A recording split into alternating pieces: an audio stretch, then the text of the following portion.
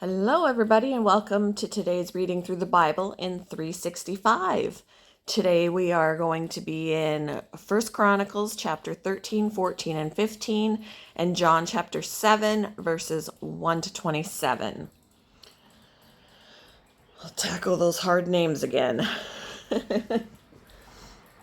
All right. 1 Chronicles chapter 13. David consulted with all his officials, including the generals and captains of his army.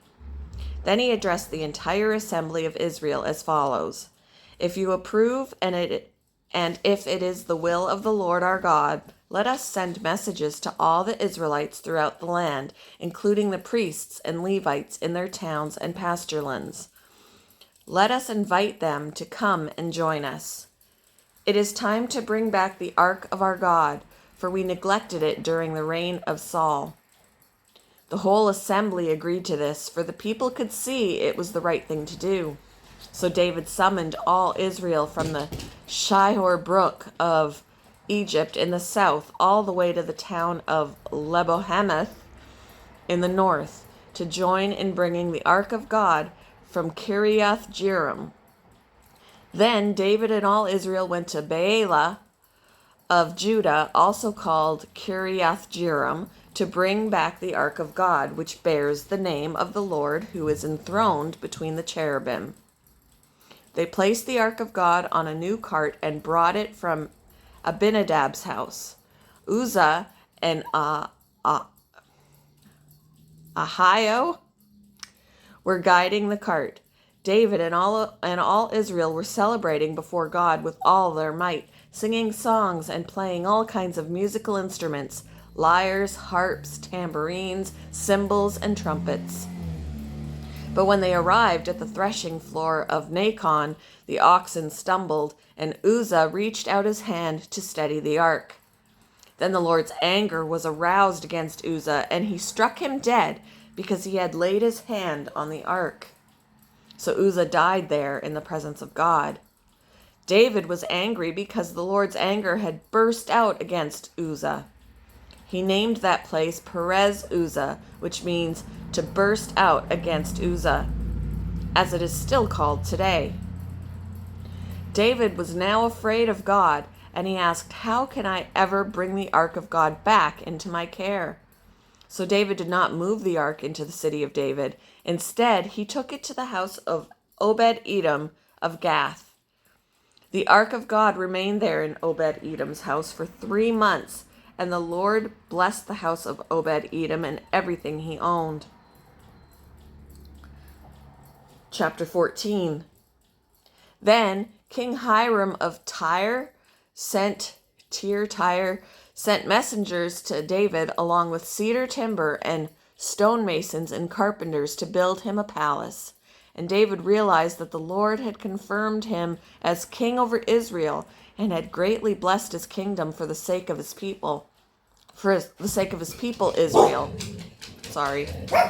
Hey!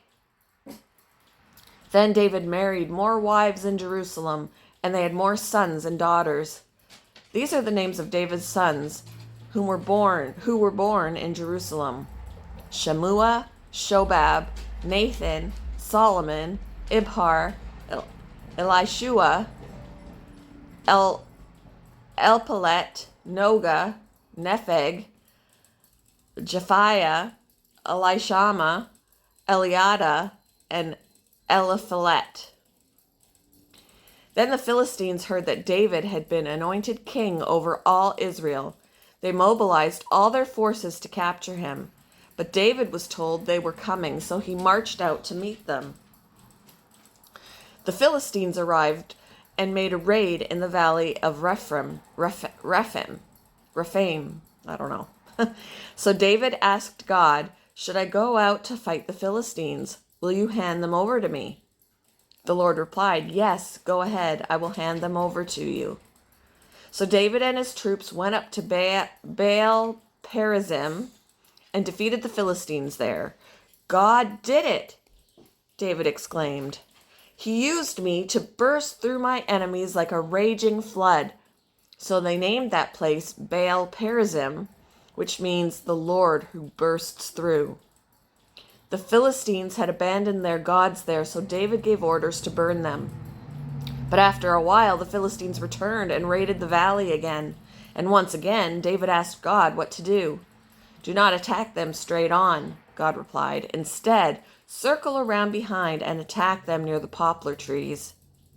When you hear a sound like marching feet in the tops of the poplar trees, go out and attack. That will be the signal that God is moving ahead of you to strike down the Philistine army." So David did what God commanded, and they struck down the Philistine army all the way from Gibeon to Gezer.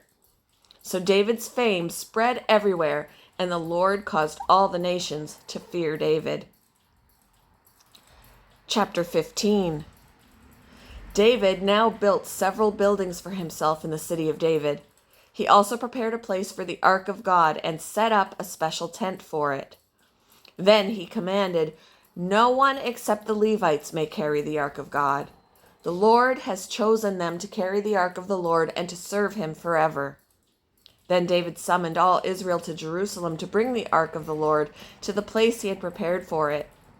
This is the number of the descendants of Aaron, the priests, and the Levites, who were called together. From the clan of Kohath, 120, with Uriel as their leader. From the clan of Merari, 220, with Asaiah as their leader. From the clan of Gershon, 130, with Joel as their leader. From the descendants of Elisaphan, 200, with Shemaiah as their leader. From the descendants of Hebron, 80, with Eliel as their leader. From the descendants of Uzziel, 112, with Aminadab as their leader.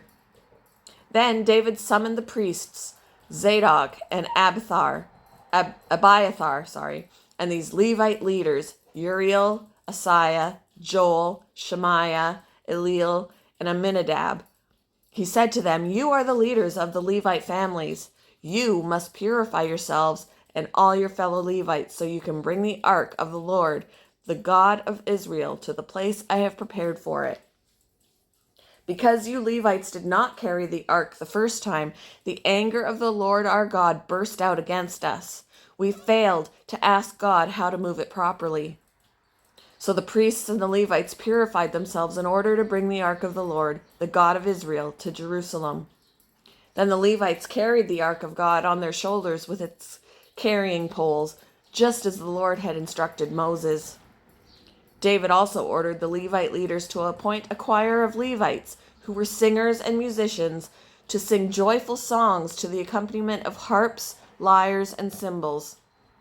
So the Levites appointed Heman, son of Joel, son of Joel, along with his fellow Levites, Asaph, son of Berechiah, and Ethan, son of Cushiah, from the clan of Merari.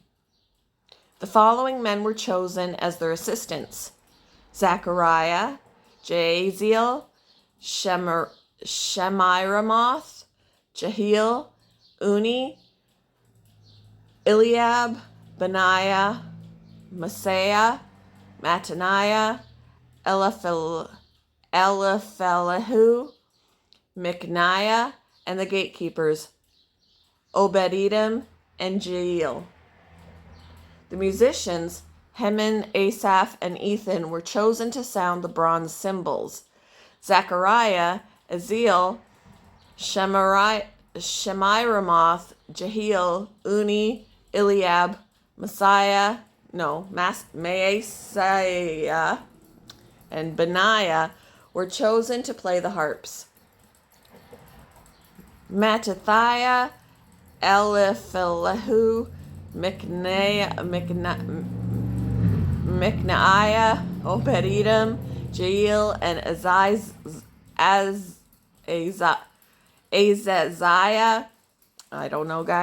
were chosen to play the lyres. Cananiah, the head Levite, was chosen as the choir leader because of his skill.